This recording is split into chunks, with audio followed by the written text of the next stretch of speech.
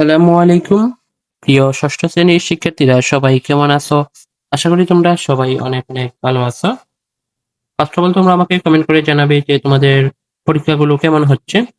তো প্রিয় ছাত্ররা, আজকের ভিডিওতে নিয়ে আসলাম তোমাদের ষষ্ঠ শ্রেণীর বিজ্ঞান বিষয়ের দ্বিতীয় একটি নমুনা প্রশ্নপত্র এবং উত্তরপত্র। তো তোমরা যারা এখনো এই বিজ্ঞান বিষয়ের প্রথম নমুনা প্রশ্নপত্র সহ অন্যান্য বিষয়ের নমুনা প্রশ্নপত্র ভিডিও পাওনি, তোমরা অবশ্যই আমাদের ইউটিউব চ্যানেলটিকে সাবস্ক্রাইব করবে। প্রথমে সাবস্ক্রাইব করে প্লেলিস্টে যাবে। প্লেলিস্টে গেলে তোমরা নিচে একটু স্ক্রল করলে দেখতে পারবে যে ষষ্ঠ শ্রেণী অর্ধবার্ষিক পরীক্ষা 2026 একটি প্লেলিস্ট ক্রিয়েট করা আছে।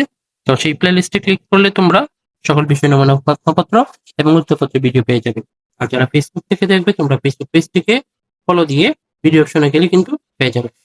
তো প্রশ্নটা চলো তোমাদের দেখতে দিই। তো প্রথমে তোমাদের মানবন্টন আমি একটু ক্লিয়ার করি। মানবন্টন হচ্ছে তোমাদের গণবিজ্ঞানের প্রশ্ন 30 নম্বরের, সংক্ষিপ্ত প্রশ্ন 20 এবং এই যে সৃজনশীল প্রশ্ন 50। এই টোটাল হচ্ছে 100 মার্কের পরীক্ষা।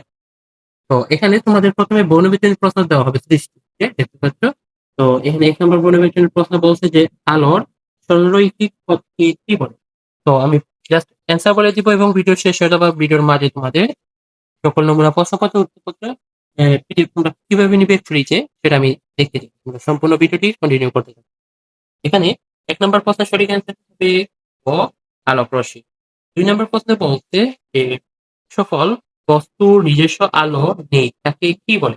এখানে 2 নম্বর প্রশ্নের সঠিক অ্যান্সারটি হবে ক, অনুজ্জ্বল বস্তু।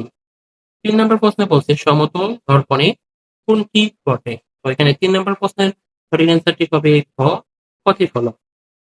তারপর এখানে 4 নম্বর প্রশ্নে বলছে, সবাই স্ক্রিনে লক্ষ্য করো, যে নিচের কোনটি মানুষের দ্বারা তৈরি। এখানে 4 নম্বর প্রশ্নের সঠিক অ্যান্সারটি হবে ক, কাঠপাটা। কারণ 2 এর 4 আলো এগুলো মানুষ তৈরি করতে পারে না। তো তারপর এখানে বলছে নিচের তথ্যের আলোকে 5 ও 6 নং প্রশ্নের উত্তর দাও। তো এখানে বলছে যে আবির এক ধরনের ফুল, মূল আবির এক ধরনের মূল দেখলো তার তৃণমূল বৃদ্ধি পেয়ে সরাসরি মাটির ভিতরে প্রবেশ করে শাখা প্রশাখা বিস্তার করে। এটির উদ্দীপক কি? তো এখান থেকে 5 এবং 6 নম্বর প্রশ্নের অ্যান্সার। 5 নম্বর প্রশ্নে বলেছে আবিরের দেখা মূল কি হলো। এখানে 5 নম্বর প্রশ্নের সঠিক অ্যান্সারটি হবে ক, স্থানিক মূল। তারপর ভিডিওতে 6 নম্বর প্রশ্নে কি বলছে, 6 নম্বর প্রশ্নে বলছে আবিরের দেখা মূলের উদাহরণ হলো নিচের কোনটি সঠিক। এখানে 6 নম্বর প্রশ্নের সঠিক অ্যান্সারটি হবে ক, 1 হচ্ছে মূলা আর 2 হচ্ছে আম। 7 নম্বর প্রশ্নে বলছে পরিবেশের উপাদান প্রধানত কত প্রকার। তো এখানে 7 নম্বর প্রশ্নের সঠিক অ্যান্সারটি হবে ক, 2 প্রকার। 8 নম্বর প্রশ্নে বলছে কোন পরিবেশটি ডাইনোসরের বসবাসের যোগ্য ছিল। তো এখানে 8 নম্বর প্রশ্নের সঠিক অ্যান্সারটি হবে ক, গরম। 9 নম্বর প্রশ্নে বলছে উদ্ভিদের বংশ বিস্তারের মাধ্যম কোনটি। তো এখানে 9 নম্বর প্রশ্নের সঠিক অ্যান্সারটি হবে ক, কীটপতঙ্গ। এখানে 10 নম্বর প্রশ্নে কি বলছে যে অজীব উপাদানের অজীব উপাদানের অন্তর্গত। তো এখানে নিচের কোনটি সঠিক হবে। তো এখানে 10 নম্বর প্রশ্নের সঠিক অ্যান্সারটি হবে ক, বৃষ্টি, আর্দ্রতা, জলবায়ু এবং বায়ু। 11 নম্বর প্রশ্নে বলছে কোন কিছু সম্পর্কিত তত্ত্বকে কি বলে। এখানে 11 নম্বর প্রশ্নের সঠিক অ্যান্সারটি হবে ক, জ্ঞান। 12 নম্বর প্রশ্নে বলছে আন্তর্জাতিক পদ্ধতিতে ভরের একক কোনটি। এখানে 12 নম্বর প্রশ্নের সঠিক অ্যান্সারটি হবে ক, কিলোগ্রাম। 13 নম্বর প্রশ্নে বলছে যে অ্যামিবা নিচের কোন রাজ্যে অন্তর্ভুক্ত। এখানে 13 নম্বর প্রশ্নের সঠিক অ্যান্সারটি হবে ক, প্রোটিস্টা। তারপর 14 নম্বর প্রশ্নে বলছে সালোক সংশ্লেষণের প্রক্রিয়া ব্যবহৃত হয়। এখানে 14 নম্বর প্রশ্নের সঠিক অ্যান্সারটি হবে ক, অর্থাৎ সূর্যালোক, কার্বন ডাই অক্সাইড এবং পানি। 15 নম্বর প্রশ্ন বলছে জীবের বংশবৃদ্ধিতে প্রক্রিয়া কি বলে, বংশবৃদ্ধি প্রক্রিয়াকে কি বলে। তো এখানে 15 নম্বর প্রশ্নের সঠিক অ্যান্সার কি হবে ক, অর্থাৎ প্রজনন। তো বাকিগুলো আমি পড়লাম না, তোমরা বাকিগুলো পড়ে নিও কারণ ভিডিওটি লং হয়ে যাচ্ছে। তো আমি উচ্চপত্র ভিডিও শেষে বলে দিব। তারপর হচ্ছে সংক্ষিপ্ত প্রশ্ন। সংক্ষিপ্ত প্রশ্ন তোমাদের 15টি দেওয়া হবে। 15 থেকে যেকোনো 10টি প্রশ্নের অ্যান্সার করতে হবে এবং প্রত্যেকটি প্রশ্নের জন্য 2 মার্ক করে দেবে। তারপর বিষয় হচ্ছে সৃজনশীল প্রশ্ন। সৃজনশীল প্রশ্ন তোমাদের টোটাল 8টি দেওয়া হবে। 8টি থেকে তোমাদের যেকোনো 5টি সৃজনশীল প্রশ্নের অ্যান্সার করতে হবে। তো সৃজনশীল প্রশ্নগুলো তোমরা একটু নজরে দেখে নাও, পরে আমি তোমাদের উত্তরপত্রটি দেখিয়ে দেবো। এই যে 8টি সৃজনশীল প্রশ্ন। তো বিষয়টা এই হচ্ছে তোমাদের ষষ্ঠ শ্রেণীর বিজ্ঞান বিষয়ের নমুনা প্রশ্নপত্র, দ্বিতীয় নমুনা প্রশ্নপত্র। তো এখন তোমরা কিভাবে উত্তরপত্রটি সংগ্রহ করবে তার জন্য আমি ছোট্ট একটি ভিডিও দেখাচ্ছি। তোমরা সবাই এই ভিডিওটি লক্ষ্য করো। তো প্রিয় শিক্ষার্থী, এখন আমি তোমাদের দেখিয়ে দিচ্ছি যে কিভাবে তোমরা এই যে নমুনা প্রশ্নপত্র এগুলোর পিডিএফ তোমরা কিভাবে সংগ্রহ করবে। তো সবাই মনোযোগ সহকারে স্ক্রিনে লক্ষ্য করো।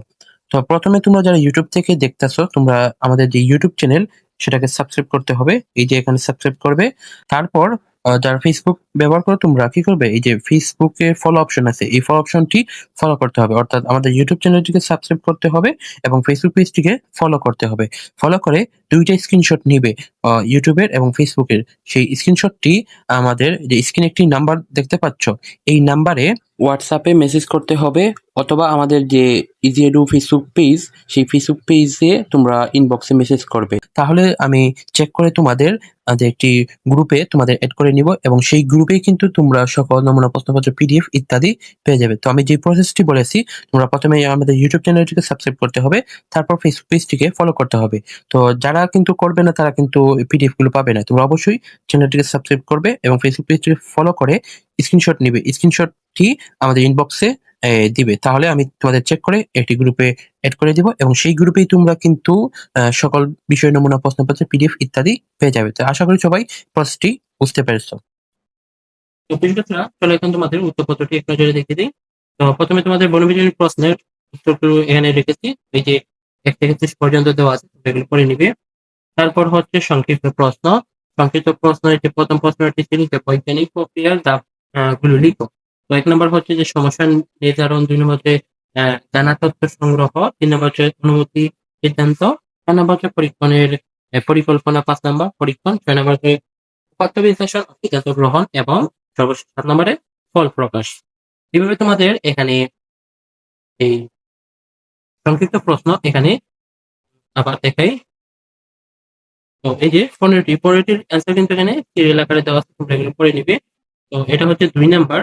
২ নাম্বার এখানে কিন্তু ২৯ দেওয়া, কিন্তু এটা কিন্তু এটা হচ্ছে সিরিয়াল আকারে আমাদের ২ নাম্বার। তো এখানে বলছে যে সূর্য বা সূর্যঘড়ির সাহায্যে কিভাবে সময় নির্ধারণ করা যায়।